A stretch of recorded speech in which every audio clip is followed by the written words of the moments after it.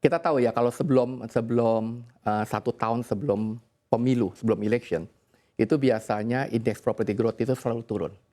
Selalu turun kurang lebih 30% sampai 40%. It's always ya setiap kali mau pemilu. Jadi keputusan pemerintah untuk membebaskan PPN ya dan tepat waktunya sekarang sebelum pemilu ya kan, regardless bahwa masalah properti atau residential lagi turun, tapi 1 tahun sebelum election itu sangat tepat sekali ya, karena itu akan bisa mengangkat dari demand dari residential, terutama developer yang mempunyai stok ya, yang mempunyai stok kan yang kena untuk dapat insentif itu adalah developer yang bisa menjual barang yang udah jadi stok. Betul. Jadi saya rasa itu bahkan lebih dari obat kuat. Itu obat kuat kadang-kadang kan tidak sesuai ya, tapi ini obat kuat yang sesuai nih. Ya, jadi keputusan pemerintah sangat tepat. Itu menurut saya. Meskipun memang belum diterapkan secara resmi begitu ya, masih tahap sosialisasi seperti informasi yang sudah saya sebutkan tadi, apakah memang ini sudah berdampak begitu Pak terhadap permintaan pembelian rumah komersial pada saat ini? Sudah kelihatan. Bahkan kita sudah mensosialisasikan kepada customer kita ya, dan mereka malah menunggu.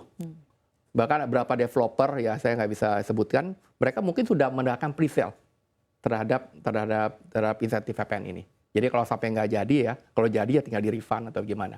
Karena itu sangat ditunggu. PPN itu lumayan 11% kan. Oke, sangat baik. bagus. Sama juga kayak diskon 11%. Yes. Oke, ini memang pemerintah upayanya tadi kalau Pak Ishak menjelaskan sudah tepat begitu ya. Sangat Tapi tepat. kita tidak bisa menghilangkan sentimen-sentimen lain. Salah satunya adalah saat ini kita masih ada di periode suku bunga tinggi. Besok Bank Indonesia juga akan mengumumkan suku bunga acuan yang nampaknya kalau dilihat dari pengamatan pasar ada kemungkinan kenaikan. Ada juga yang memprediksikan kemungkinan penurunan, ada juga yang bilang stagnan. Kemudian The Fed juga nampaknya masih belum nampak akan memberhentikan periode suku bunga tinggi. Kira-kira apakah periode suku bunga tinggi yang nampaknya belum selesai ini akan juga berpengaruh terhadap pembelian rumah komersial kalau kita bilang secara spesifik? Pasti ada, karena sekarang ya kalau kita lihat ya 75% rata-rata pembelian itu menggunakan KPR atau KPA. Itu 75%. Kalau dulu rata-rata mungkin antara 40% sampai 50%, sekarang hampir 75% itu menggunakan KPR. Jadi kenaikan suku bunga itu pasti akan berdampak lumayan, terutama untuk orang-orang yang istilahnya membutuhkan ya, wah bunga tinggi apakah nanti, jadi mereka akan mencari. Tapi bagusnya adalah yang saya lihat adalah perbankan itu mengantisipasi. Jadi mereka itu walaupun bunga acuan itu tinggi, tapi mereka memberikan insentif juga kepada masyarakat. Ya, jadi banyak bank-bank bisa dicek lah bank-bank yang leading sekarang itu banyak memberikan insentif tuh Pak. Ya, jadi untuk tetap KPR-nya pun bunganya tetap rendah. Tapi untuk periode waktu tertentu. Mungkin dengan promo-promo yang dikeluarkan oleh dan bahkan bank-bank mereka bisa tertentu. bekerja sama developer itu sendiri. Betul. Jadi bentuknya subsidi.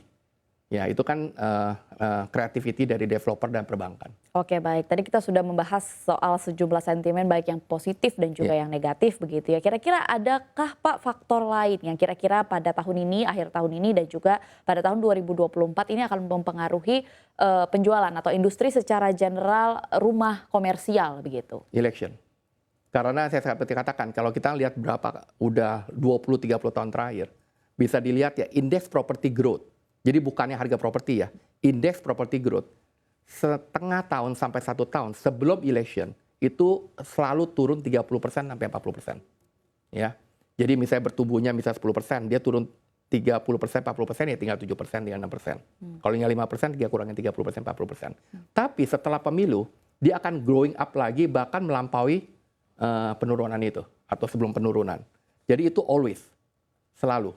Jadi, oke, baik. itu Mungkin pasti. boleh dielaborasikan Pak, kenapa akhirnya setiap periode pemilu begitu, akhirnya ini kan bisa kaitannya dengan daya beli masyarakat begitu ya, terkontraksi sebesar itu begitu. Apa yang menjadi pertimbangan bagi para customer atau para pembeli untuk membeli rumah sehingga akhirnya menahan pada saat periode ini, setiap periode election begitu? Good question. Gini, pembeli properti itu bukannya semuanya end user. Kalau saya katakan tuh 50-50, 50% adalah end user, mereka pakai, 50% lagi adalah investor. Ya.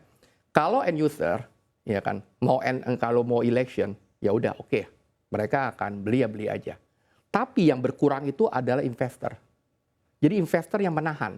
Kenapa? Kalau mereka invest, di properti, properti itu bukannya investasi yang liquid.